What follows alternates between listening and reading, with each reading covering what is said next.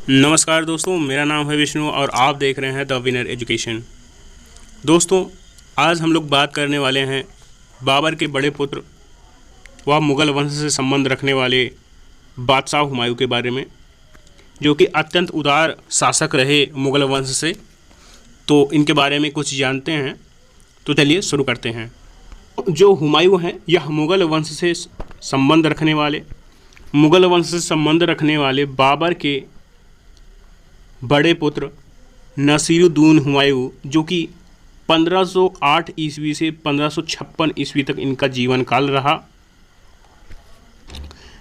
1508 से 1556 ईस्वी तक इनका जीवन काल रहा।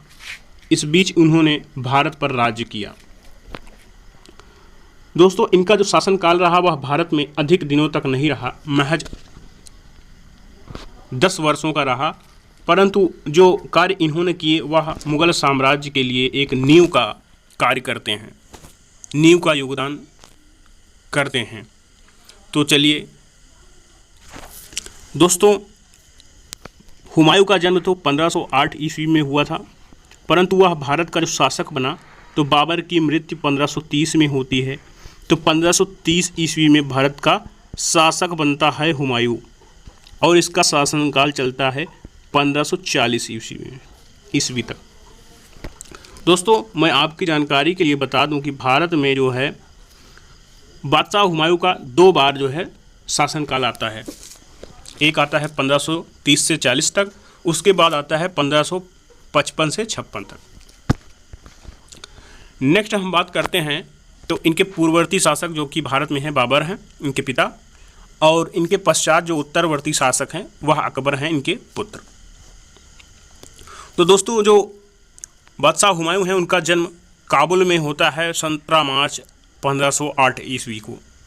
काबुल में इनका जन्म होता है और महज 47 वर्ष की आयु में 4 मार्च 1556 में दिल्ली में इनका निधन होता है। इनका जन्म 1508 में हो रहा है और मृत्यु 1556 में दिल्ली में हो रही है।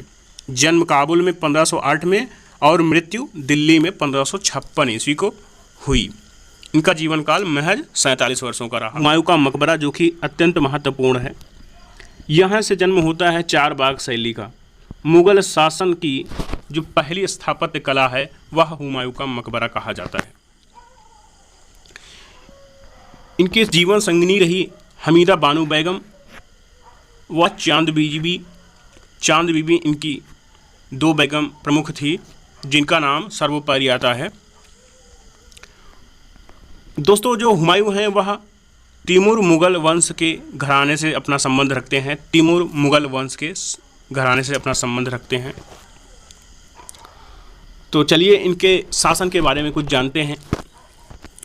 दोस्तों, जैसा कि हमें पता है, पिछले लेक्चर में हमने देखा कि 1530 ईस्वी में बाबर की मृत्यु हो जाती है। तब बाबर ने अपने जीवित रहते समय ही हुमायूं को भारत का अगला शासक नियुक्त कर दिया होता है। तो 1530 ईस्वी में बाबर की मृत्यु के पश्चात भारत की राजगद्दी हुमायूं को दे दी जाती है। हुमायूं संभालता है, और जो इनके सौतेले भाई होते हैं कामरान मिर्ज़ा, उनको काबुल और लाहौर का शासन दिया गया होता है। दोनों भाइयों के बीच में यह बंटवारा बाबर ने अपने जीवित रहते ही कर दिया था, ताकि आगे चलकर इन दोनों भाइयों में लड़ाई न हो। परंतु ऐसा होता नहीं है। आगे चल के कामरान, जो कि हुमायूं का सौतेला भाई है, वह हुमायूं का सबसे बड़ा प्रतिद्वंदी बनता है। हुमायूं का शासन जो है अफ़गानिस्तान, पाकिस्तान व उत्तर भारत के अधिक हिस्सों पर होता है। उत्तर भारत के ज़्यादातर हिस्सों पर हुमायूं का शासन होता है। फिर हम देखते हैं कि जो हुमायूं है उसका 2 बार शासनकाल आता है भारत के टाइम पीरियड में।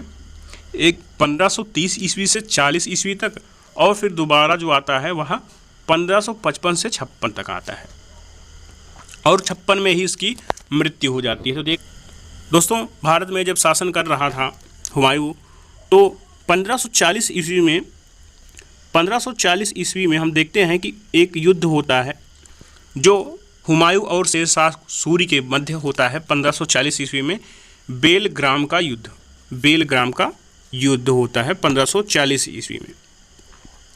इस युद्ध में हुमायूं की हार होती है और शेरशाह सूरी की जीत हो जाती है। तो शेरशाह सूरी जो है हुमायूं को आदेश देता है कि आप जो है मेरी सीमा से, इस राज्य की सीमा से निर्वासित हो जाइए।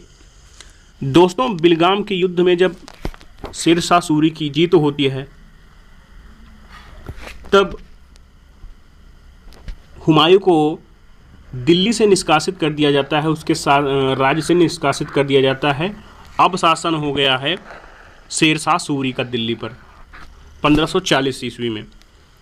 तो हुमायूं को निष्कासित कर दिया जाता है। तो यह टाइम पीरियड वह काबुल सिंध नदी के किनारे अमरकोट में बिताता है, कुछ दिनों तक वहाँ दिन बिताता है। उसके पश्चात वह ईरान चला जाता है और वहाँ के शासक तहमास से सहायता प्राप्त करता है और उनकी सहायता से फिर इसने काबुल पर अधिकार कर लिया दोबारा से और कंधार पर।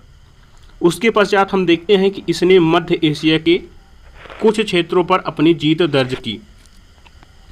उसके पश्चात 1555 आते आते सन 1555 में ही इसने भारत के दिल्ली पर पुनः जो है आक्रमण किया और शेरशाह सूरी को पराजित कर अपना शासन फिर से स्थापित किया दिल्ली पर। 1555 ईस्वी में शेरशाह सूरी को दोबारा पराजित करके इसने दिल्ली और आगरा पर अपना अधिकार कर लिया 1555 ईस्वी में। और 1556 ईस्वी में ही दिल्ली में रहते हुए इसकी मृत्यु हो जाती है। हुमायूं की मृत्यु 1556 ईस्वी में दिल्ली में होती है। और क्योंकि इस समय जो है बादशाह हुमायूं का जो है संबंध ईरानियों से बढ़ गया होता है, तो इनके दरबार की जो मुग़ल संस्कृति थी वह अब ईरानी संस्कृति में बदलती चली गई। अब हुमायूं के बेटे अकबर का शासन आता है 1556 ईस्वी के पश्चात। तो अकबर की हम बात करेंगे अगले वीडियो में। हुमायूं के एकमात्र पुत्र थे अकबर। दोस्तों, जब हुमायूं की मृत्यु होती है तो हुमायूं का एकमात्र बेटा जो होता है वह जलालुद्दीन मोहम्मद अकबर था। उस समय वह होता है पंजाब के कालानौर में। तो जो पंजाब के कालानौर में होता है तो वहीं पे जो है उसको शासक घोषित कर दिया जाता है। हुमायूं की मृत्यु के पश्चात कालानौर में ही होते हुए उसको शासक घोषित कर दिया जाता है। तो ये थी हुमायूं की थोड़ी सी छोटी सी बायोग्राफी। नेक्स्ट हम बात करते हैं हुमायूं नामा की। हुमायूं नामा जो कि हुमायूं की जीवनी है, हुमायूं नामा उनकी बहन गुलबदन बेगम ने लिखी है। हुमायूं नामा की रचना जो है उनकी बहन गुलबदन बेगम ने करी है। इसमें जो है हुमायूं को काफ़ी विनम्र स्वभाव दिखाया गया है, परंतु जो गुलबदन बेगम है उन्होंने हुमायूं को उकसाने की कोशिश की है, क्रोधित करने की कोशिश की है अपने इस हुमायूं नामा में। तो हुमायूं नामा हुमायूं की जीवन कथा है और उसकी रचना की है गुलबदन बेगम ने। चलिए कुछ हुमायूं के जीवन से क्विक रिवीजन लेते हैं। इनका जन्म 7 मार्च 1508 ईस्वी को होता है और इनकी मृत्यु 26 जनवरी 1556 को दिल्ली में होती है। काबुल में इनका जन्म होता है और दिल्ली में मृत्यु होती है। इनके पूर्वाधिकारी होते हैं बाबर और इनका बेटा होता है दिल्ली का जो कि बाद में होता है, वह होता है बादशाह अकबर। इनके उत्तराधिकारी अकबर होते हैं। इनका दो बार शासनकाल रहा है भारत के राजगद्दी पर, एक 1530 से 1540 ईस्वी तक और दूसरा शासनकाल रहा इनका 1555 से 1556 ईस्वी तक। इस बीच जो है 1540 से 1555 तक जो है शेरशाह सूरी का दिल्ली में शासन रहा। हुमायूं की जो मृत्यु हुई थी दोस्तों वह हुई थी पुस्तकालय की सीढ़ियों से जो है हुमायूं गिर पड़े थे, तो इनकी मृत्यु जो है अचानक घटना की वजह से ही हो गई थी। दोस्तों नीचे हम कुछ मुग़ल सम्राटों की जो है कालक्रम देखते हैं उनका। तो वीडियो को पॉज करके आप देख सकते हैं कुछ मुग़ल बादशाहों का कार्यकाल कैसा रहा, किस टाइम पीरियड से किस टाइम पीरियड तक रहा। दोस्तों जो हम नेक्स्ट बात करते हैं वह हुमायूं का मकबरा है, जो कि अत्यंत इम्पोर्टेंट है। हुमायूं के मकबरे के बारे में बात करते हैं। हुमायूं का मकबरा इमारत जो है परिसर मुग़ल वास्तुकला से प्रेरित है। यह एक मकबरा है जिसमें हुमायूं को दफनाया गया है और दिल्ली में स्थित है।